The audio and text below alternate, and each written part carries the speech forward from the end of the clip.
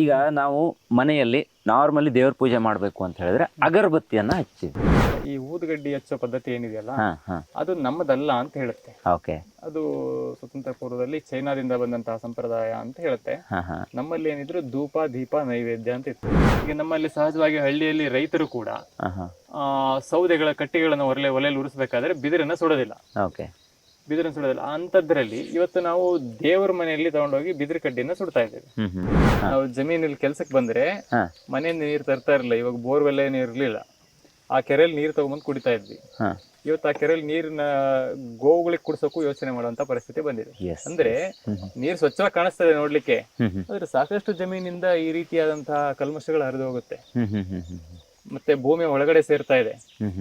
ಸುಮಾರು 5-6 ಟನ್ ಇರುವಂತ ಟ್ರ್ಯಾಕ್ಟರ್ ಪದೇ ಪದೇ ಓಡಾಡೋದ್ರಿಂದ ಅದರ ಪ್ರೆಷರ್ಗೆ ಭೂಮಿಯ ಒಳಗಿನ ಏನು ನಾಳಗಳಿದೆ, ನೀರಿನ ನಾಳಗಳು, ಅದು ಬಿರುಕು ಬಿಟ್ಟು ನೀರು ಕೆಳಗಡೆ ಇರುವಂತ ಇಳಿತಾ ಇದೆ ಅಂತ ಹೇಳುತ್ತೆ. ನೋಡಿ, ನಮ್ಮಲ್ಲಿ ಹೇಳ್ಕೊಡ್ತೇವೆ, ಯಾವುದೇ ರೈತರು ಬಂದ್ರೆ ಒಂದೇ ಒಂದು ಗೋವನ್ನ ಅವ್ರು ಸಾಕೊಂಡು ಕನಿಷ್ಠ 20 ಎಕರೆಗೆ ಆಗುವಷ್ಟು ಗೊಬ್ಬರನ ಅವ್ರ ಮನೇಲಿ ತಯಾರು ಮಾಡ್ಕೊಳಿಕ್ ಬರುತ್ತೆ. ಕನಿಷ್ಠ 20 ಎಕರೆ, 20-30 ಎಕರೆವರೆಗೂ ಮಾಡ್ಬೋದು. ಉಳುಮೆ ಬಳಸ್ಕೊಳ್ತಾರ, ಹಾಲು ತುಪ್ಪಕ್ಕೆ ಮನೆಗೆ ತಿನ್ಲಿಕ್ಕೆ ಬಳಸ್ಕೊಂತಾರ. ಅದನ್ನ ಹೊರತುಪಡಿಸಿ ಒಂದು ಕನಿಷ್ಠ ಒಂದು 8,000-10,000 ರೂಪಾಯಿ ಅವ್ರ ಮನೇಲಿ ಸಂಪಾದನೆ ಮಾಡ್ಕೋಬಹುದು. ನೀವಾಗ್ಲೇ ಕೇಳಿದ್ರಿ ಬೇಕರಿ ಫುಡ್, ಇವತ್ತು ಅದು ಎಷ್ಟು ಕಲುಷಿತ ಅಂತ ಹೇಳೋದಾದ್ರೆ ಅದು ತಿನ್ನಲಿಕ್ಕೆ ಯೋಗ್ಯವಾದಲ್ಲ. ನಮ್ಮ ಇಲ್ಲಿ ಗೋವುಗಳಿಗೆ ಹಾಕೋದ್ರೂ ಮುಟ್ಟೋದಿಲ್ಲ. ಅಂತದನ್ನ ತಂದು ನಾಯಿ ತಿನ್ಲಿಕ್ಕೂ ಯೋಗ್ಯವಾಗದೇ ಇರೋದನ್ನ ಮನುಷ್ಯ ತಿಂತಾ ಇದೆ. ಪ್ರಿಯ ವೀಕ್ಷಕರೇ ನಮಸ್ಕಾರ. ಕಾರ್ಯಕ್ರಮವನ್ನ ನೋಡಿ ಸುಮ್ಮನಾಗಬೇಡಿ, ನಮ್ಮ ವಾಹಿನಿಯನ್ನ ಸಬ್ಸ್ಕ್ರೈಬ್ ಮಾಡ್ಕೊಳ್ಳಿ. ಗುರುಗಳೇ, ಈಗ ನಾವು ಮನೆಯಲ್ಲಿ ನಾರ್ಮಲಿ ದೇವ್ರ ಪೂಜೆ ಮಾಡಬೇಕು ಅಂತ ಹೇಳಿದ್ರೆ ಅಗರಬತ್ತಿಯನ್ನ ಹಚ್ಚಿದ್ವಿ ಅಲ್ವಾ? ನಾನು ಕೇಳಿರೋ ಪ್ರಕಾರ ಇದರಿಂದಾನೇ ಸುಮಾರು ಜನರಿಗೆ ಕ್ಯಾನ್ಸರ್ ಬರುತ್ತೆ ಅನ್ನೋದನ್ನು ಕೇಳಿದೆ. ಕ್ಯಾನ್ಸರ್ ಇರುವಂಥ ವ್ಯಕ್ತಿ ಏನಾದರೂ ಅಗರಬತ್ತಿ ವಾಸನೆಯನ್ನು ತಗೊಂಡ ಅಂತ ಹೇಳಿದ್ರೆ ಅವ್ನು ಬೇಗ ಸಾಯ್ತಾನೆ ಅನ್ನೋದು ಗೊತ್ತಿರುವಂಥ ವಿಚಾರ. ಇದ್ರ ಬಗ್ಗೆ ಒಂದು ಮಾಹಿತಿ ಕೊಡಿ, ನಿಮ್ಮಿಂದಾನೇ ಆ ಮಾಹಿತಿ ಹೊರಬಿದ್ರೆ ಚೆನ್ನಾಗಿರುತ್ತೆ ಅನ್ಕೊಂತೀನಿ. ಕ್ಯಾನ್ಸರ್ ಒಂದೇ ಅಲ್ಲ, ಬಹುತೇಕ ಕಾಯಿಲೆಗಳು ಬರುತ್ತೆ. ಅಸ್ತಮಾ ಇರಬಹುದು, ಸುಮಾರು ಕಾಯಿಲೆಗಳು ಬರುತ್ತೆ. ಯಾಕೆಂದ್ರೆ ಅದರಲ್ಲಿ ಅಷ್ಟು ರಾಸಾಯನಿಕಗಳನ್ನು ಬಳಸ್ತಾರೆ. ನಾವು ರಾಸಾಯನಿಕವನ್ನು ಬಿಟ್ಟು ಬೇಡ, ನಾವು ಸಾಂಪ್ರದಾಯಿಕವಾಗಿ ಯೋಚನೆ ಮಾಡಿದ್ರೆ ಈ ಊದುಗಡ್ಡಿ ಹಚ್ಚೋ ಪದ್ಧತಿ ಏನಿದೆಯಲ್ಲ ಅದು ನಮ್ಮದಲ್ಲ ಅಂತ ಹೇಳುತ್ತೆ. ಅದು ಸ್ವತಂತ್ರ ಪೂರ್ವದಲ್ಲಿ ಚೈನಾದಿಂದ ಬಂದಂತಹ ಸಂಪ್ರದಾಯ ಅಂತ ಹೇಳುತ್ತೆ. ನಮ್ಮಲ್ಲಿ ಏನಿದ್ರು ಧೂಪ ದೀಪ ನೈವೇದ್ಯ ಅಂತ ಇತ್ತು. ಅವಾಗ ಬೆಳಕಿರ್ಲಿಲ್ಲ. ಆ ಧೂಪ ಆರತಿಯನ್ನು ಮಾಡಿದ್ರೆ, ದೀಪ ಆರತಿಯನ್ನು ಮಾಡಿದ್ರೆ ಪಾದದಿಂದ ಶಿರದವರೆಗೆ ದೇವರನ್ನ ತೋರಿಸ್ಲಿಕ್ಕೆ ಅಂತ ಹೇಳಿ ದೀಪಾರತಿಯನ್ನು ಮಾಡ್ತಾ ಇದ್ರು. ಈ ಹೊಗೆ ಹಾಕೋದಾಗ್ಲಿ, ಇದೇನು ಈ ಕಡ್ಡಿ ಹಚ್ಚೋ ಸಂಪ್ರದಾಯ ನಮ್ಮಲ್ಲಿ ನಂತರ ಬಂದಿದ್ದು ಅದಿರಲಿ. ಅದ್ರ ಜೊತೆಗೆ ಆ ಊದುಗಡ್ಡಿಯನ್ನು ಬಳಸಲಿಕ್ಕೆ ಒಳಗಡೆ ಏನೊಂದು ಕಡ್ಡಿಯನ್ನು ಬಳಸ್ತಾರಲ್ಲ, ಅದು ಬಿದಿರಿನ ಕಡ್ಡಿ. ನಮ್ಮ ಸನಾತನ ಧರ್ಮದಲ್ಲಿ ಬಿದಿರಿಗೆ ಒಂದು ಪೂಜನೀಯ ಸಾಮಗ್ರಿಯಾಗಿ ಬಳಸ್ತಾರೆ. ಅದಕ್ಕೆ ಒಂದು ದೈವಿ ಒಂದು ಭಾವನೆ ಕೂಡ ಇದೆ. ಅದನ್ನ ಸುಡುವ ಹಾಗಿಲ್ಲ. ಸುಡೋದ್ರಿಂದ ನಕಾರಾತ್ಮಕ ಶಕ್ತಿ ಆಚೆ ಬರ್ತದೆ. ಈಗ ನಮ್ಮಲ್ಲಿ ಸಹಜವಾಗಿ ಹಳ್ಳಿಯಲ್ಲಿ ರೈತರು ಕೂಡ ಸೌದೆಗಳ ಕಟ್ಟಿಗಳನ್ನು ಒಲೆಯಲ್ಲಿ ಉರಿಸಬೇಕಾದ್ರೆ ಬಿದಿರನ್ನ ಸುಡೋದಿಲ್ಲ. ಅಂತದ್ರಲ್ಲಿ ಇವತ್ತು ನಾವು ದೇವರ ಮನೆಯಲ್ಲಿ ತಗೊಂಡೋಗಿ ಬಿದಿರು ಕಡ್ಡಿಯನ್ನ ಸುಡ್ತಾ ಇದ್ದೇವೆ. ಸೊ ಅದು ಆರೋಗ್ಯಕ್ಕೆ ನೀವು ಹೇಳಿದಾಗೆ ಹಾನಿಕಾರಕ, ಅದನ್ನ ಬಳಸಬಾರದು. ಅದಕ್ಕೆ ಪೂರಕವಾಗಿ ನಮ್ಮಲ್ಲಿ ಈ ಗೋಮಯದಿಂದ ಧೂಪ ಬತ್ತಿಗಳನ್ನು ಮಾಡ್ತೇವೆ. ಗೋಮಯದಿಂದ ಧೂಪ ಬತ್ತಿಯನ್ನು ಮಾಡ್ತೇವೆ. ಮತ್ತೆ ಈ ಸೊಳ್ಳೆ ಬತ್ತಿಗಳನ್ನ ಕೂಡ ನೀವು ಪ್ರೊಡಕ್ಷನ್ ಮಾಡ್ತೀರಾ? ಇಲ್ಲಿ ಸಿಗುತ್ತಾ? ಇಲ್ಲಿ ತಯಾರಿ ಮಾಡ್ತೇವೆ, ಮತ್ತೆ ಮಾರಾಟಕ್ಕೂ ಕೊಡ್ತೇವೆ. ಇಲ್ಲಿ ತರಬೇತಿಯನ್ನು ಕೊಡ್ತೇವೆ. ಯಾರಾದ್ರೂ ಬಂದ್ರೆ ಉಚಿತವಾಗಿ ಅವರಿಗೆ ಹೇಳ್ಕೊಡ್ತೇವೆ. ನಮ್ಮ ಉದ್ದೇಶ ಅಂತ ಹೇಳಿದ್ರೆ ಗೋವನ್ನ ಸಾಕಣೆ ಮಾಡ್ಬೇಕು. ಗೋವನ್ನ ಸಾಕಣೆ ಮಾಡ್ಲಿಕ್ಕೆ ಅವರಿಗೆ ಅದೇ ಹೇಳಿದ್ರಲ್ಲ, ಹಾಲನ್ನ ಹೊರತುಪಡಿಸಿ ನಾವು ಗೋ ಸಾಕಣೆ ಮಾಡ್ಬೇಕು ಅಂದಾಗ ಒಂದಷ್ಟು ಆದಾಯ ಅವರನ್ನ ನಿರೀಕ್ಷೆ ಮಾಡೋದಾದ್ರೆ ಈ ರೀತಿ ಗೋಮೂತ್ರ ಗೋಮಯವನ್ನ ಬಳಸಿಕೊಂಡು ಅದರಲ್ಲಿ ಆದಾಯ ಏನೆಲ್ಲ ಸಿಗುತ್ತೆ ಇಲ್ಲಿ? ಬಹುತೇಕ ವಸ್ತುಗಳು, ಈಗ ಸೋಪು, ಶಾಂಪೂ, ಹಲ್ಲುಜ್ಜುವ ಪುಡಿ ಇರ್ಬೋದು, ದಂತಮಂಜನ, ನಿಮಗೆ ಇವು ಧೂಪ, ಮತ್ತೆ ಗೋಮಯ ದೀಪಗಳು, ಸೊಳ್ಳೆ ಬತ್ತಿಗಳಿರ್ಬೋದು. ಈ ರೀತಿಯಾದ ಸುಮಾರು, ಅಂದ್ರೆ ನಮ್ಮಲ್ಲಿ ಶುದ್ಧವಾದ ಸಾವಯವ ಬೆಲ್ಲವನ್ನ ಮಾಡಿಸ್ತೇವೆ ನಾವು. ಶುದ್ಧವಾದ ಸಾವಯವ ಬೆಲ್ಲ ಇರ್ಬೋದು. ಸೊ ಈ ತರದೊಂದಷ್ಟು ಸಾವಯವ ಮತ್ತೆ ಆಯುರ್ವೇದ ಇದಕ್ಕೆ ಬೇಕಾಗುವಂತ ಒಂದಷ್ಟು ವಸ್ತುಗಳನ್ನ ನಾವು ಬಳಸ್ತೇವೆ. ನಮ್ಮ ಸುತ್ತಮುತ್ತಲಿನವರಿಗೆ ಬಳಸೋದನ್ನ. ಸಾವಯವ ಅಂದ ತಕ್ಷಣ ಮತ್ತೊಂದು ಪ್ರಶ್ನೆ ನೆನಪಾಯ್ತು ನನಗೆ. ಈಗ ಗದ್ದೆಗಳಿಗೆ ಇವತ್ತೆಲ್ಲ ತುಂಬ ರಾಸಾಯನಿಕಗಳನ್ನು ಉಪಯೋಗಿಸ್ತಾ ಇದ್ದಾರೆ. ತೋಟಕ್ಕೆ ಗೊಬ್ಬರ ಹಾಕಿಲ್ಲ ಅಂದ್ರೆ ನಮ್ಮ ತೋಟನೇ ಆಗಲ್ಲ, ಚೆನ್ನಾಗಿ ಇಳುವರಿ ಕೊಡಲ್ಲ ಅಂತಲೂ ತುಂಬ ಜನ ಇದ್ದಾರೆ. ಅದಕ್ಕೆ ಸರಿಯಾಗಿ ನಮ್ಮ ಗೌರ್ಮೆಂಟ್ ಅವರು ಫ್ರೀ ಗೊಬ್ಬರ ಕೊಡ್ತೀವಿ, ಅಷ್ಟು ಕೊಡ್ತೀವಿ, ಸಬ್ಸಿಡಿ ಕೊಡ್ತೀವಿ ಅಂತ ಹೇಳ್ಬಿಟ್ಟು ಜನರನ್ನ ಮಂಗ ಮಾಡ್ತಾ ಇದ್ದಾರೆ. ಇದರ ಪರಿಣಾಮ ಇವತ್ತಾಗದೇ ಇದ್ರು ಇನ್ನು 10 ವರ್ಷ ಬಿಟ್ಟಾದರೂ ಆಗೇ ಆಗುತ್ತೆ. ನಾವು ಕುಡಿಯುವ ನೀರಿಗೆ ಇದೇನಾದ್ರು ಸೇರ್ತು ಅಂತ ಹೇಳಿದ್ರೆ ನೆಕ್ಸ್ಟ್ ಕ್ಯಾನ್ಸರ್ ಉಲ್ಬಣ ಆಗೋದು ಗ್ಯಾರಂಟಿ. ಪ್ರತಿ ಮನೆಯಲ್ಲಿ ಇವತ್ತು BP ಶುಗರ್ ಹೆಂಗಿದೆಯೋ ಇದೇ ರೀತಿ ಕ್ಯಾನ್ಸರ್ ಕೂಡ ಆಗುತ್ತೆ ಅಂತ ಸುಮಾರು ಜನ ತಜ್ಞರು ಹೇಳಿರೋದನ್ನು ಕೂಡ ಕೇಳಿದ್ದೆ. ನಿಮ್ಮ ಪ್ರಕಾರ ಈ ಥರ ಗೋವುಗಳ ಸಗಣಿ ಹಾಕಿ ಅಥವಾ ಗೋವಿನ ಗೊಬ್ಬರವನ್ನು ಹಾಕಿ ಕೃಷಿ ಮಾಡೋದು ಎಷ್ಟು ಒಳ್ಳೆಯದು, ರಾಸಾಯನಿಕವನ್ನು ಹಾಕಿ ನಾವು ಏನು ಮೆರಿತಾ ಇದ್ದೀವಿ ಇದು ಎಷ್ಟು ಕೆಟ್ಟದ್ದು ಅಂತ? ಈಗ ನೀವು ಹೇಳಿದ್ರಿ ರಾಸಾಯನಿಕ ಹಾಕೋದ್ರಿಂದ ಮುಂದೆ ಸೇರುತ್ತೆ ಅಂತ ಹೇಳಿ. ಈಗ ಆಲ್ರೆಡಿ ಸೇರಿ ಆಗಿದೆ. ಓಕೆ. ಈಗ ಆಲ್ರೆಡಿ ನೀರಿನಲ್ಲಿ ರಾಸಾಯನಿಕಗಳು ಸೇರಿ ಆಗಿದೆ. ಅದನ್ನ ಕುಡಿದ್ರೆ ಕಾಯಿಲೆಗಳು ಬರ್ತಾ ಇದೆ. ನೋಡಿ ಎದುರುಗಡೆ ಈ ಕೆರೆ ಕಾಣಿಸ್ತಾ ಇದೆಯಲ್ಲ, ಹೌದು. ನಾನ್ ಚಿಕ್ಕ ಹುಡುಗನಲ್ಲಿ ಆ ಕೆರೆ ನೀರನ್ನ ಕುಡಿತಾ ಇದ್ವಿ ನಾವು. Okay okay. ನಾವು ಜಮೀನಲ್ಲಿ ಕೆಲ್ಸಕ್ಕೆ ಬಂದ್ರೆ ಮನೆಯಿಂದ ನೀರು ತರ್ತಾ ಇರಲಿಲ್ಲ. ಇವಾಗ ಬೋರ್ವೆಲ್ ನೀರು ಇರ್ಲಿಲ್ಲ.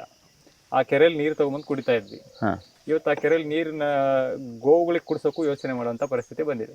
ಅಂದ್ರೆ ನೀರು ಸ್ವಚ್ಛವಾಗಿ ಕಾಣಿಸ್ತದೆ ನೋಡ್ಲಿಕ್ಕೆ, ಆದ್ರೆ ಸಾಕಷ್ಟು ಜಮೀನಿಂದ ಈ ರೀತಿಯಾದಂತಹ ಕಲ್ಮಶಗಳು ಹರಿದು ಹೋಗುತ್ತೆ, ಮತ್ತೆ ಭೂಮಿಯ ಒಳಗಡೆ ಸೇರ್ತಾ ಇದೆ. ನೀವು ಹೇಳಿದಾಗಿ ಈಗ ನಾವು ಆಧುನಿಕ ಕೃಷಿಯಲ್ಲಿ ಏನ್ ತಗೊಂಬಂದಿರಲ್ಲ ಒಂದು ರಾಸಾಯನಿಕ ಗೊಬ್ಬರಗಳು, ಯಾಂತ್ರಿಕ ಕೃಷಿ. ಇವತ್ತು ನೀರು ಅಂತ ನಾವು ಹೇಳೋದಾದ್ರೆ ನೀರು ಈ ರಾಸಾಯನಿಕದಿಂದ ರಾಸಾಯನಿಕ ಗೊಬ್ಬರಗಳಿಂದ ರಾಸಾಯನಿಕ ಸೇರಿ ಕಲುಷಿತ ಆಗ್ತಾ ಇದ್ದಾರೆ. ಇನ್ನೊಂದು ಈ ಯಾಂತ್ರಿಕ ಉಳುಮೆ, ಯಾಂತ್ರಿಕ ಕೃಷಿ ಏನಿದೆಯಲ್ಲ, ಸುಮಾರು ನಾನು ಸಹಜವಾಗಿ ಒಂದಷ್ಟು GKVK ಸಾವಯವ ಕೃಷಿ ವಿಭಾಗದಲ್ಲಿ ಒಂದೊಂದು 2 ವರ್ಷ ಕೆಲಸ ಮಾಡಿದ್ದೇನೆ. ಒಂದು ಝೀರೋ ಬಡ್ಜೆಟ್ ನ್ಯಾಚುರಲ್ ಫಾರ್ಮಿಂಗ್ ಜೊತೆ ಕೆಲಸ ಮಾಡಿದ್ದೇನೆ. ಅಲ್ಲಿ ನನಗೆ ವಿಜ್ಞಾನಿಗಳ ಜೊತೆ ಸಂಪರ್ಕ ಸಂವಾದ ಇದ್ದಾಗ ತಿಳಿದು ಬಂದ ವಿಷಯ ಏನಂದ್ರೆ, ಸುಮಾರು ಒಂದು 5-6 ಟನ್ ಇರುವಂತ ಟ್ರ್ಯಾಕ್ಟರ್. ಆ ಟ್ರ್ಯಾಕ್ಟರ್ ಪದೇ ಪದೇ ನಮ್ಮ ಭೂಮಿ ಮೇಲೆ ಓಡಾಡ್ತಾ ಇದೆ ಅಂತ ಹೇಳಿದ್ರೆ, ಭೂಮಿಯಲ್ಲಿ ಒಳಗಡೆ ನೀರಿನ ನಾಳಗಳು ಅಂತ ನಾವೇನ್ ಹೇಳ್ತೇವೆ. ಹಿಂದೆ ಈಗ ನಮ್ಮಲ್ಲೇ ಒಂದು ಬೋರ್ ಇದೆ, ಅದು 25 ವರ್ಷದಿಂದ ಈ ಏರಿಯಾದಲ್ಲಿ ಮೊದಲನೇ ಬೋರ್ ಅದು. ಅದು ಕೊರೆದಾಗ 40 ಅಡಿಗೆ ನೀರು ಸಿಗ್ತಾ ಇತ್ತು. ಅದು ಟೋಟಲ್ ಡ್ರಿಲ್ ಆಗಿರೋದು 200 ಅಡಿ ಅಷ್ಟೇ. ಇದು ಒಂದು ಬಯಲ್ಸೀಮೆಯಲ್ಲಿ, ಇದು ಮಲೆನಾಡಲ್ಲೆಲ್ಲ ಇನ್ನು ಬೇಗನೆ ಸಿಗುತ್ತೆ.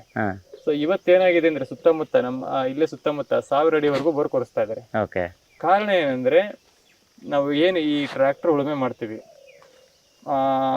ಈಗ ಪ್ರತಿಯೊಂದು ಪ್ರೆಷರ್ ಬಿದ್ದೇ ಬೀಳುತ್ತೆ ಭೂಮಿಗೆ. ಸುಮಾರು 5-6 ಟನ್ ಇರುವಂತ ಟ್ರ್ಯಾಕ್ಟರ್ ಪದೇ ಪದೇ ಓಡಾಡೋದ್ರಿಂದ ಅದರ ಪ್ರೆಷರ್ಗೆ ಭೂಮಿಯ ಒಳಗಿನ ಏನು ನಾಳಗಳಿದೆ, ನೀರಿನ ನಾಳಗಳು, ಅದು ಬಿರುಕು ಬಿಟ್ಟು ನೀರು ಕೆಳಗಡೆ ಇರುವಂತ ಇಳಿತಾ ಇದೆ ಅಂತ ಹೇಳುತ್ತೆ. 40-50 ಅಡಿ ಇದ್ರೆ 100-200 ಅಡಿಗೆ ಹೋಯ್ತು, 500 ಅಡಿಗೆ ಹೋಯ್ತು, 600 ಅಡಿಗೆ ಹೋಯ್ತು. ಇವತ್ತು ಇನ್ನೂ ಕೆಳಗಡೆ ಹೋಗ್ಬಿಟ್ಟಿದೆ ನೀರು.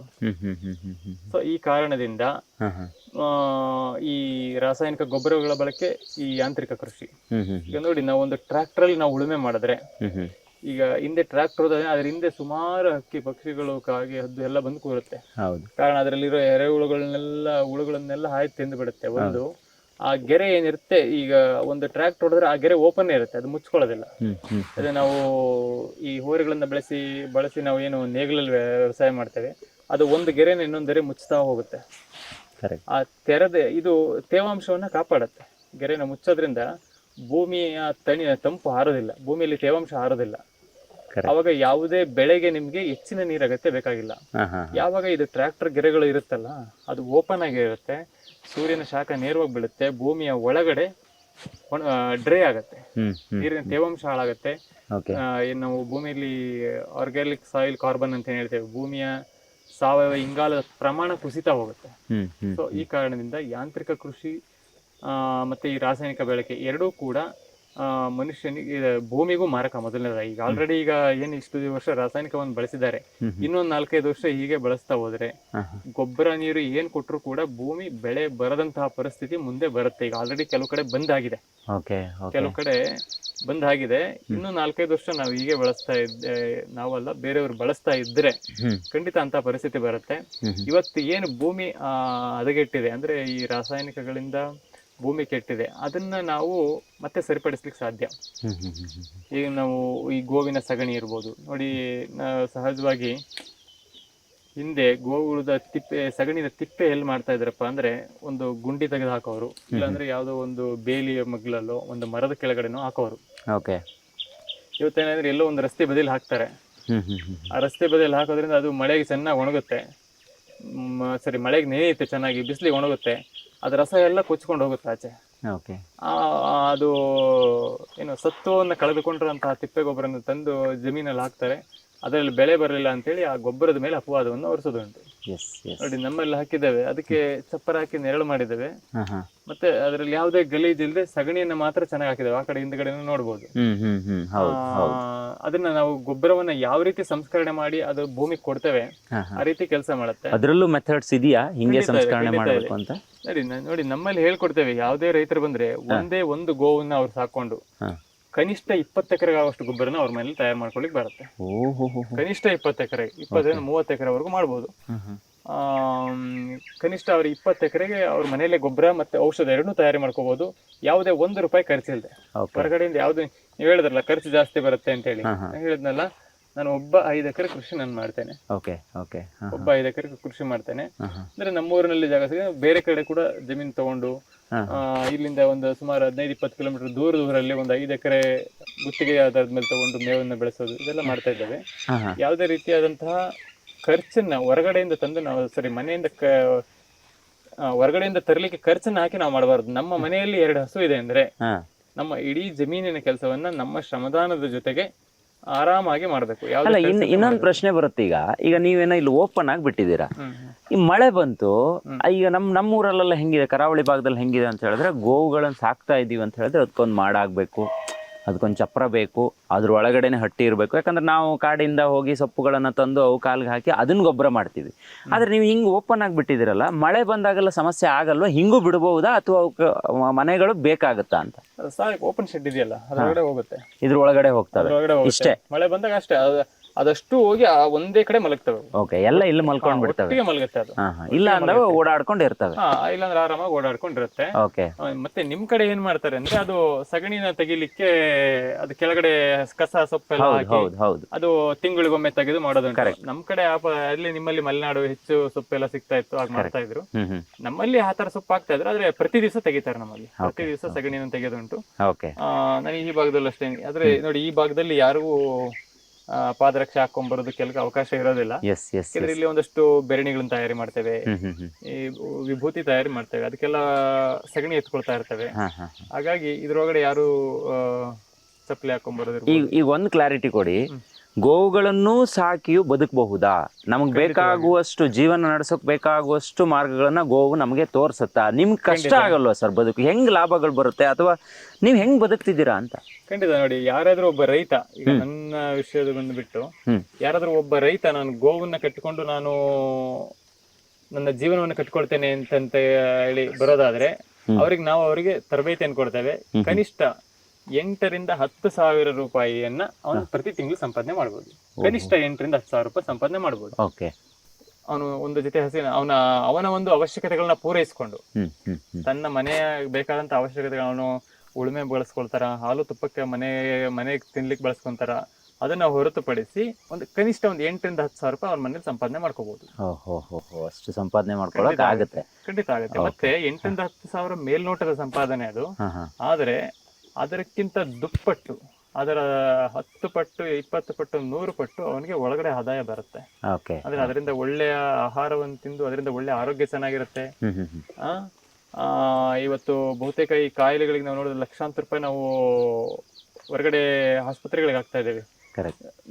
ಹಿಂದೆ ಆಸ್ಪತ್ರೆ ಬಾಗಿಲನ್ನೇ ನೋಡಿದಂತಹ ಪರಿಸ್ಥಿತಿ ಇತ್ತು ಕೆಲವರಲ್ಲಿ. ಇವತ್ತು ಪ್ರತಿ ಮನೆಗಳಲ್ಲಿ ಆಸ್ಪತ್ರೆ ಮಾತ್ರೆಗಳನ್ನು ನೋಡಿದಿರೋ ಮನೆಗಳೇ ಇಲ್ಲ ಇವತ್ತು. ಹಾಗಾಗಿದೆ. ಸಹಜವಾಗಿ ನೋಡಿ, ಮನುಷ್ಯನಿಗೆ ಕಾಯಿಲೆ ಬರೋದುಂಟು ಸಹಜ. ಅಂದ್ರೆ ಇದು ಏನಕ್ಕೆ ಬರುತ್ತೆ ಕಾಯಿಲೆ? ದೇಹದಲ್ಲಿ ಏನೋ ಸಣ್ಣ ಪುಟ್ಟ ವ್ಯತ್ಯಾಸ ಆದ್ರೆ ಕಾಯಿಲೆ ಬರುತ್ತೆ. ನಾವು ಎಲ್ಲದಕ್ಕೂ ಆಸ್ಪತ್ರೆಗೆ ಹೋಗ್ಬೇಕು ಅಂತೇನಿಲ್ಲ. ನಮಗೂ ಆಗುತ್ತೆ, ನಾವು ಇದ್ದಾಗ ನಮಗೂ ಒಂದಷ್ಟು ವ್ಯತ್ಯಾಸಗಳಾಗುತ್ತೆ, ನಾವು ಅದಕ್ಕೆ ಹೋಗ್ಬೇಕು ಅಂತೇನಿಲ್ಲ. ಅದಕ್ಕೆ ಹಿಂದೆ ಆಯುರ್ವೇದ ಹೇಳ್ತಾ ಇದ್ರು, ಲಂಘನಂ ಪರಮೌಷಧಂ ಅಂತ ಹೇಳಿ. ಇವತ್ತು ಅದನ್ನ ಮಾಡಿದ್ರೆ ಇನ್ನು ಬೇಗ ಆಸ್ಪತ್ರೆಗೆ ಹೋಗ್ತಾ ಇದ್ದಾರೆ. ಹಾಗಾಗಿ ಒಂದು ದೈಹಿಕ ಸಾಮರ್ಥ್ಯವನ್ನ ಕಳ್ಕೊಂಡಿದ್ದಾರೆ. ಅದಕ್ಕೆ ಕಾರಣ ಅಂದ್ರೆ ಇದೇನೆ. ಇವತ್ತೇನು ತಿಂತಾ ಇರುವಂತ ಆಹಾರ, ನೀವಾಗ್ಲೇ ಕೇಳಿದ್ರಿ ಬೇಕರಿ ಫುಡ್, ಇವತ್ತು ಅದು ಎಷ್ಟು ಕಲುಷಿತ ಅಂತ ಹೇಳೋದಾದ್ರೆ ಅದು ತಿನ್ನಲಿಕ್ಕೆ ಯೋಗ್ಯವಾದಲ್ಲ. ನಮ್ಮ ಇಲ್ಲಿ ಗೋವುಗಳಿಗೆ ಹಾಕೋದ್ರು ಮುಟ್ಟೋದಿಲ್ಲ ಅದನ್ನ. ಅಂತದನ್ನ ತಂದು ನಾಯಿ ತಿನ್ಲಿಕ್ಕೂ ಯೋಗ್ಯವಾಗದೆ ಇರೋದನ್ನ ಮನುಷ್ಯ ತಿಂತಾ ಇದೆ. ಬೇಸರ ಆಗ್ಬಾರ್ದು. ಇವತ್ತು ಸುಮಾರು ಜನ ತಿಂತಾ ಇದ್ದಾರೆ, ಆದ್ರೆ ಅದರ ಯೋಗ್ಯತೆ ಅಷ್ಟಿದೆ. ಅದರಲ್ಲಿ ಬಳಸುವಂತ ಪದಾರ್ಥಗಳು ಮೈದಾ, ಮತ್ತೆ ಅದಕ್ಕೇನು ಈ ಸಿಹಿ ಅಂಶಗಳೇನು ಬಳಸ್ತಾರೆ, ಸಕ್ಕರೆ. ಇವತ್ತು ಸಕ್ಕರೆನ ನಾವು ಎಲ್ಲ ಕಡೆ ಬಳಸ್ತೇವೆ, ಆದ್ರೆ ಸಕ್ಕರೆ ಹಾಕುವಂತ ವಿಷ ಬೇರೆ ಎಲ್ಲೂ ಸಿಗ್ಲಿಕ್ಕಿಲ್ಲ. ಎಂತ ಸಾತ್ವಿಕ ಮನುಷ್ಯನನ್ನು ಕೂಡ ಹಾಳು ಮಾಡ್ಲಿಕ್ಕೆ ಸಾಕು ಅಂದ್ರೆ ಈ ಸಕ್ಕರೆ ಸಾಕು. ಎಸ್ ಎಸ್ ನಾವು ಸಸ್ಯಾಹಾರಿಗಳು, ನಾವು ದೊಡ್ಡ ಶಾಕಾಹಾರಿಗಳು, ನಾವು ಭಗವತ್ ಭಕ್ತರು ಅಂತೆಲ್ಲ ಹೇಳ್ತೇವೆ. ಆದ್ರೆ ಆ ಸಕ್ಕರೆಯನ್ನ ಯೂಸ್ ಬಳಸೋದ್ರಿಂದ ಅವನ ಮಾನಸಿಕ ಸ್ಥಿತಿಯನ್ನು ದೈಹಿಕ ಸ್ಥಿತಿ ಎರಡನ್ನೂ ಕೆಡಿಸುತ್ತೆ ಅದು. ಎಸ್ ಹೌದು. ಅಷ್ಟು ವಿಷಕಾರಿ ಅದರಲ್ಲಿದೆ. ಹಾಗಾಗಿ ಒಂದಷ್ಟು ನಾವು ಏನೇನು ಮಾಡಿದ್ರು ಹೊಸದಾಗಿ ಏನು ನಾವು ಕಲಿಯೋದು ಬೇಡ. ಒಂದಷ್ಟು ನಾವು ಹಿಂದೆ ತಿರುಗಿ ನೋಡ್ಬೇಕು. ನನ್ನ ಪೂರ್ವಿಕರು ಹೇಗೆ ಬದುಕ್ತಾ ಇದ್ರು, ನಾವು ಚಿಕ್ಕ ಹುಡುಗನಲ್ಲಿ ನಾವು ನಮ್ಮನ್ನು ಹೇಗೆ ಅವ್ರು ನಡೆಸ್ಕೊಳ್ತಾ ಇದ್ರು, ಆ ರೀತಿ ನಮ್ಮ ಮಕ್ಕಳನ್ನ ನಾವು ನಡೆಸ್ಕೊಂಡು ಆ ರೀತಿ ನಾವು ಬದುಕಿದ್ದೆ ಆದ್ರೆ ಸಹಜವಾದಂತಹ ಜೀವನ ಏನು ಕಷ್ಟ ಆಗ್ಲಿಕ್ಕಿಲ್ಲ. ಏನ್ ಈಗ ನೀವು ಹೇಳಿದ್ರಿ ನಮ್ಮ ಜೀವನ ಹೇಗೆ ನಡೀತಾ ಇದೆ ಅಂತ ಹೇಳಿ, ಸಂಪೂರ್ಣ ಇದೆ ನೋಡ್ರಿ. ಈಗ ನಮ್ಗೇನಿದೆ, ಈಗ ಇಷ್ಟು ಗೋವು ಸಾಕಿದ್ವಿ, ನನಗೇನು ಅಷ್ಟು ಕೆಲಸ ಬರೋದಿಲ್ಲ. ಸಹಜವಾಗಿ ಒಂದಷ್ಟು ಮೇವು ಬೆಳ್ಕೊಳ್ತೀವಿ, ಅದರಿಂದ ಬಂದಂತಹ ಗೊಬ್ಬರ ಮತ್ತೆ ಈ ಗವ್ಯೋತ್ಪನ್ನಗಳೇನು ತಯಾರು ಮಾಡ್ತೇವೆ, ಅದರಿಂದ ಹೊರಗಡೆಯಿಂದ ಮೇವನ್ನು ಕೊಂಡ್ಕೊಂಡ್ಬಂದಾಗ್ತೀವಿ ನಾವು. ಇಲ್ಲಿ ಅಂದ್ರೆ ಹೊರಗಡೆಯಿಂದ ಸ್ನೇಹಿತರ ಸಹಾಯ ಕೂಡ ಒಂದಷ್ಟು 10 to 20%, 10ರಿಂದ 20% ಸ್ನೇಹಿತರ ಸಹಾಯನೂ ಕೂಡ ಇದೆ.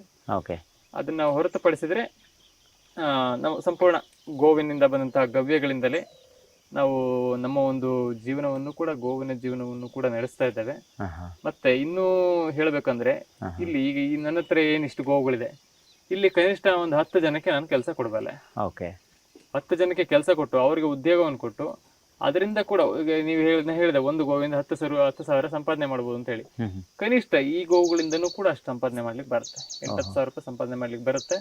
ಅಂದ್ರೆ ಒಂದಷ್ಟು ನಾವು ಜನಗಳು ತೊಡಗಿಸ್ಕೊಂಡು, ಈಗ ಮನೆಯಲ್ಲಿ ನಾವು ನಮ್ಮ ಮನೆಯಲ್ಲಿ 4 ಜನ ಇದ್ರೆ ಹೇಗೆ ನಮ್ಮ ಹೊಲ ತೋಟಗಳ ಕೆಲಸ, ನಮ್ಮ ಮನೆ ಕೆಲಸ ಆಗುತ್ತೋ ಹಾಗೆ ಕೆಲಸ ಮಾಡಕ್ಕೆ ಇವತ್ತು ಯಾರು ಮುಂದೆ ಬರ್ತಾ ಇಲ್ಲ ಜನ. ಹಾಗಾಗಿ ಈಗಲೂ ಏನ್ ತೊಂದರೆ ಇಲ್ಲ. ಜಮೀನಿಗೆ ಬೇಕಾದಂತ ಒಳ್ಳೆ ಗೊಬ್ಬರ ಆಗ್ತಾ ಇದೆ. ನೋಡಲ್ಲಿ ಗೊಬ್ಬರ ತಯಾರಿ ಮಾಡಿ ಚೀಲದಲ್ಲಿ ಇಟ್ಟಿದ್ದೇನೆ. ಸೊ ಯಾರೇ ಸಾವಯವ ಕೃಷಿ ಮಾಡ್ತೇವೆ ಅಂದ್ರೆ ಅವ್ರಿಗೆ ನಾವು ಗೊಬ್ಬರ ಕಳಿಸ್ತೇವೆ, ಇಲ್ಲಿಂದ ಬೆಂಗಳೂರಿಗೆ ಕಳಿಸ್ತೇವೆ. ಇಲ್ಲಿಂದ ಹೇಗೆ ನಿಮ್ಮನ್ನ ಕಾಂಟ್ಯಾಕ್ಟ್ ಮಾಡ್ಬೇಕಾ? ನಿಮ್ ನಂಬರ್ ಕೊಡಬಹುದಾ? ನಾವು ನಮ್ಮ ದೂರವಾಣಿ ಸಂಖ್ಯೆಗೆ ಸಂಪರ್ಕ ಮಾಡಿದ್ರೆ ಅವ್ರಿಗೆ ಕಳಿಸ್ಕೊಡೋದು. ಗವ್ಯೋತ್ಪನ್ನ ಬೇಕಂದ್ರೂ ಕೂಡ ಖಂಡಿತ ಕಳಿಸ್ಕೊಡ್ತೇವೆ. ಇಲ್ಲಿಂದ ನಾವು ಬೆಂಗಳೂರಿಗೆ ನಿರಂತರವಾಗಿ ಕಳಿಸ್ತಾ ಇರ್ತೇವೆ. ನಿರಂತರವಾಗಿ ಬೆಂಗಳೂರಿಗೆ ಕಳಿಸ್ತಾ ಇರ್ತೇವೆ. ಯಾರು ಬೇಕಾದ್ರೂ ಈ ಸಾವಯವ ಕೃಷಿ ಮಾಡುವಂತವ್ರಿಗೆ ಈ ಗೊಬ್ಬರವನ್ನು ಕೂಡ ನಾವು ಕೊಡ್ತೇವೆ. ಎಸ್ ವೀಕ್ಷಕರೇ, ಇವರ ಕಾಂಟ್ಯಾಕ್ಟ್ ನಂಬರ್ ಡಿಸ್ಕ್ರಿಪ್ಷನ್ ಬಾಕ್ಸ್ ಅಲ್ಲಿ ಇರುತ್ತೆ. ನಿಮ್ಗೇನಾದ್ರೂ ಗವ್ಯೋತ್ಪನ್ನ ಬೇಕು ಅಥವಾ ಈ ಥರ ಸಾವಯವ ಗೊಬ್ಬರಗಳು ಬೇಕು ಅಂತ ಹೇಳಿದ್ರೆ ಇವರನ್ನು ನೇರವಾಗಿ ನೀವು ಕಾಂಟ್ಯಾಕ್ಟ್ ಮಾಡಬಹುದು.